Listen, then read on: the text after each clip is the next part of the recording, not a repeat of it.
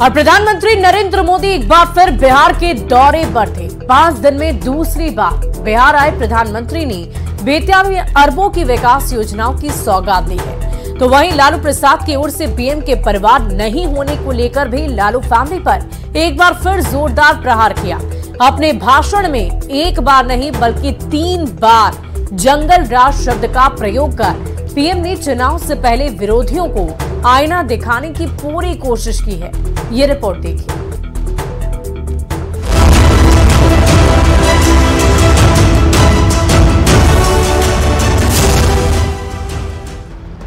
मोदी के गारंटी मने गारंटी पूरा होके के गारंटी। प्रधानमंत्री मोदी बार बार गारंटी शब्द का जिक्र अपने संबोधन में करते हैं। 5 दिन के भीतर बिहार में दूसरी बार दौरे पर आए पीएम ने एक बार फिर दावा किया कि इस बार का लोकसभा चुनाव सारे रिकॉर्ड तोड़ देगा। पीएम मोदी ने चंपारण की धरती से 12,800 करोड़ की विकास योजनाओं का उद्घाटन और शिलान्यास किया। पीएम मोदी बेतिया से हुंकार भर रहे थे तो उनके निशाने पर आरजेडी प्रमुख लालू प्रसाद ही रहे। पीएम अपने भाषण में 3 बार जंगल राज की बात कहकर लालू फैमिली पर जोरदार प्रहार किया। लालू प्रसाद के परिवार वाले प्रहार पर पीएम मोदी ने पलटवार करते हुए कहा कि बिहार के नौजवान जंगल राज लाने वाले परिवार को माफ नहीं करेगा। बिहार में जंगल राज लाने वाला परिवार बिहार के युवाओं का सबसे बड़ा गुनहगार है। जंगल राज के जिम्मेदार परिवार ने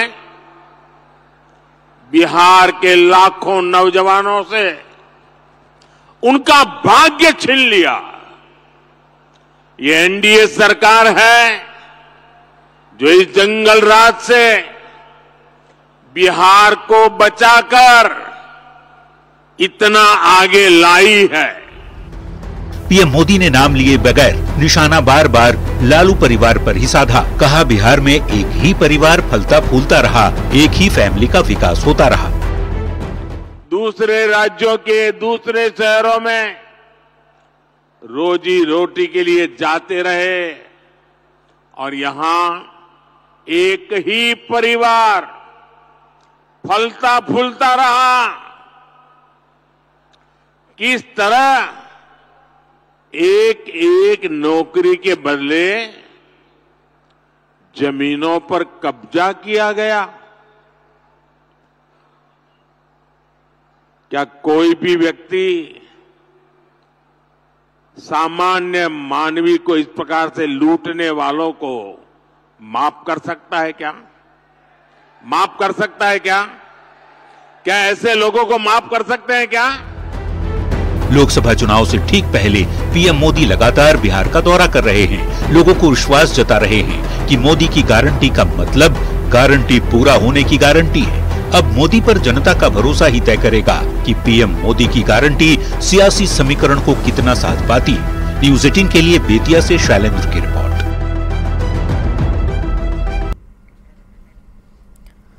और पीएम की जंगल राज वाले प्रहार की चाल समझिए। प्रधानमंत्री मोदी ने विरोधियों पर प्रहार किया है। लालू प्रसाद ने पीएम पर परिवार को लेकर तंज कसा था।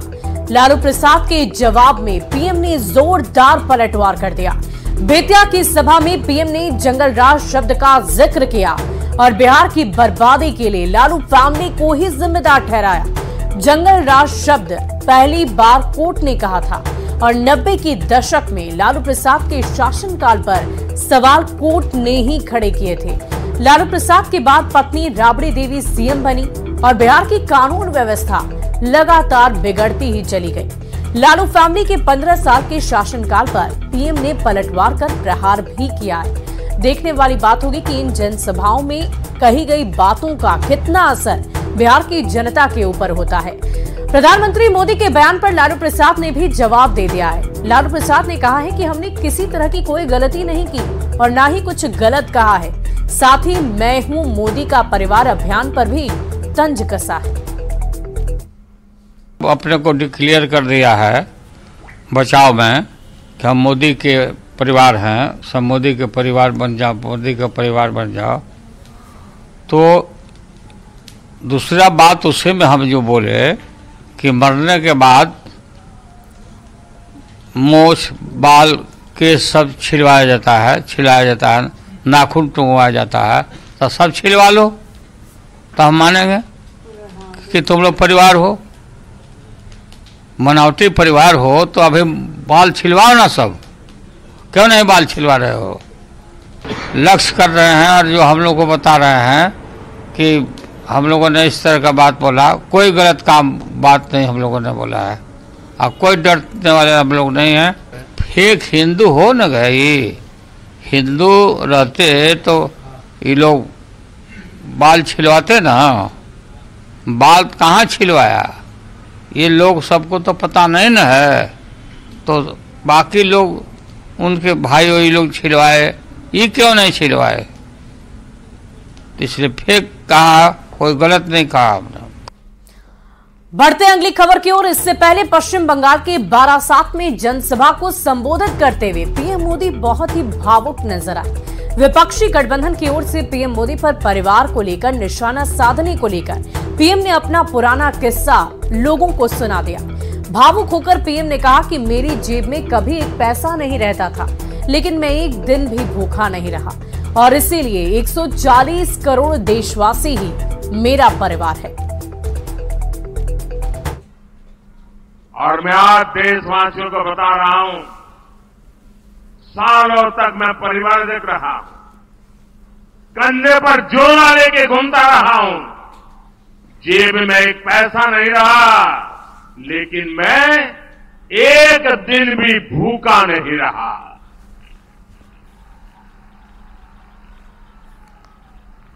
और इसलिए मैं कहता हूं,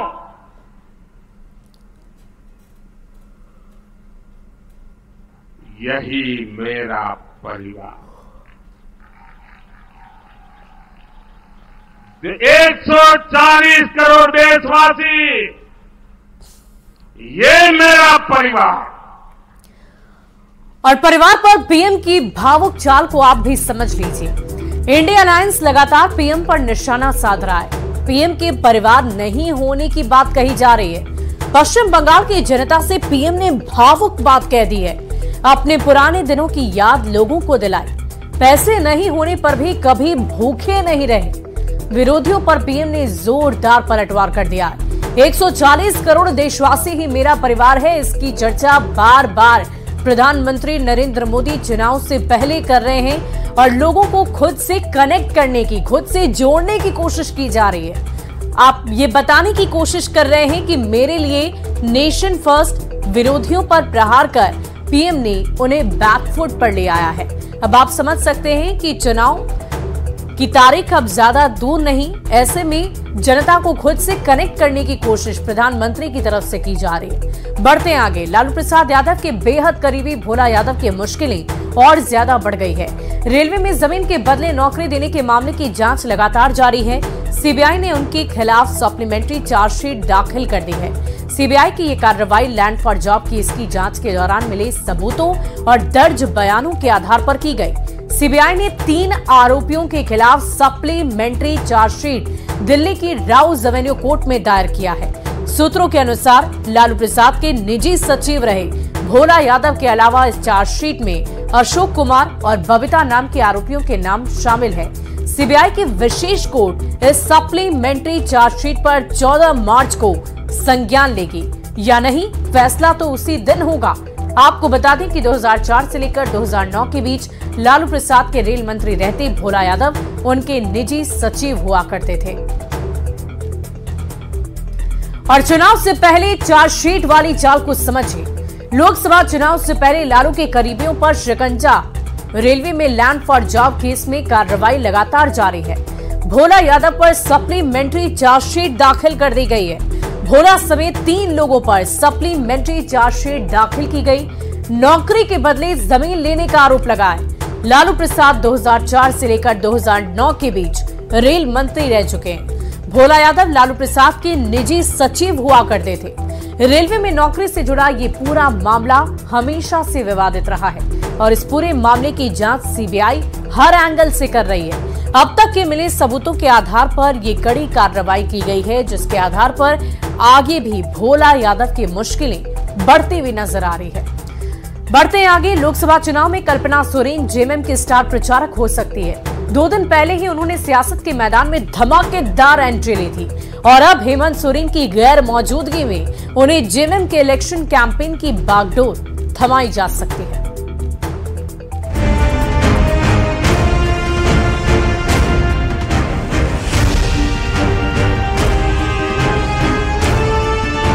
गिरिडीह में 2 दिन पहले जेएमएम स्थापना दिवस समारोह के जरिए पॉलिटिक्स में एंट्री करने वाली सोरेन परिवार की छोटी बहू कल्पना सोरेन आने वाले लोकसभा चुनाव में स्टार प्रचारक होंगी।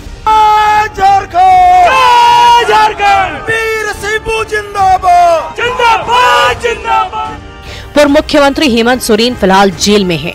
ऐसे में उनकी गैर मौजूदगी में जेएमएम के इलेक्शन कैंपेन की बागडोर कल्पना सोरेन के हाथ में होगी। ऐसे कल्पना सोरेन जी का भव्य स्वागत हुआ है। आपने देखा ही होगा किस तरह से हम लोग गिरिडीह वाले स्थापना दिवस समारोह में गए थे और वहां पर सभी लोगों ने दिल खोलकर उनका स्वागत किया, रास्ते भर उनका स्वागत किया। तो वो भी निश्चित रूप से एक महत्वपूर्ण चेहरा होंगी। इंडिया गठबंधन के बीच सीट शेयरिंग का ऐलान अब तक नहीं हुआ है। चर्चा है कि कांग्रेस को रांची, खूंटी, लोहरदगा, गोड्डा, हजारीबाग, धनबाद, चतरा या पलामू में से कोई भी सीट मिल सकती है, जबकि जेएमएम के हिस्से दुमका, राजमहल, गिरिडीह, सिंहभूम और जमशेदपुर जैसी सीट आ सकती है। आरजेडी को पलामू या चतरा और माले को कोडरमा सीट देने की बात कही जा रही है, पर सबसे बड़ा सवाल दुमका का है। कहा जा रहा है कि जामा की जेएमएम विधायक सीता सोरेन की बेटी जयश्री को इस बार जेएमएम उम्मीदवार बनाया जा सकता है। माना जा रहा है कि दुमका सीट पर जेएमएम नहीं लड़ेंगे, तो क्या परिवार से कोई होगा या इस पर अभी कुछ भी नहीं कह सकते हैं, क्योंकि ये सारा निर्णय संयुक्त रूप से लिया जाएगा और अपर लेवल के जो हमारे वरिष्ठ नेतागण हैं वो भी रहेंगे, उसमें दूसरे पार्टी के लोग भी रहेंगे। सब मिल बैठ के कोई अच्छा, मतलब जो जीत का भरोसा दिला सके ऐसे ही कैंडिडेट को चुना जाएगा। जैसे जैसे लोकसभा चुनाव का वक्त नजदीक आ रहा है, वैसे वैसे गठबंधन के अंदर सीट शेयरिंग और टिकट को लेकर जोड़ तोड़ तेज हो गई है। फिलहाल सबकी निगाहें गठबंधन के अंदर चल रही राजनीतिक रस्साकशी पर टिके हुए है। संजय सिन्हा, न्यूज़ 18, रांची। और कल्पना की स्टार प्रचारक वाली चाल समझिए। हेमंत सोरेन भ्रष्टाचार के आरोपों में जेल में बंद है। चुनाव के दौरान पति की गैर मौजूदगी में कमान पत्नी संभालेंगी। कल्पना सोरेन खुद चुनाव में प्रचार प्रसार करेंगी। पार्टी उम्मीदवारों के पक्ष में लोगों से वोट की अपील करेंगी। जनता तक हेमंत सोरेन का संदेश भी कल्पना सोरेन ही पहुंचाएंगी और इलेक्शन कैंपेन की बागडोर कल्पना सोरेन के हाथ में होगी। जेएमएम की ओर से कल्पना को पार्टी के स्टार प्रचारक के तौर पर रखा जाएगा। कल्पना लोगों तक सरकार की उपलब्धियों को गिनवाएंगी, उन्हें बताएंगी। लोगों से कल्पना बहुत ही भावुक रूप से अपील करेंगी। चुनाव में मुद्दा भुनाने की कोशिश भी कल्पना सोरेन की तरफ से की जाएगी। देखने वाली बात होगी कि इसका कितना असर कल्पना सोरेन की बातों का झारखंड की जनता पर होता है। फिलहाल हमारे इस खास बुलेटिन में अभी के लिए बस इतना ही। आप बने रहे न्यूज़ 18 बिहार झारखंड के साथ।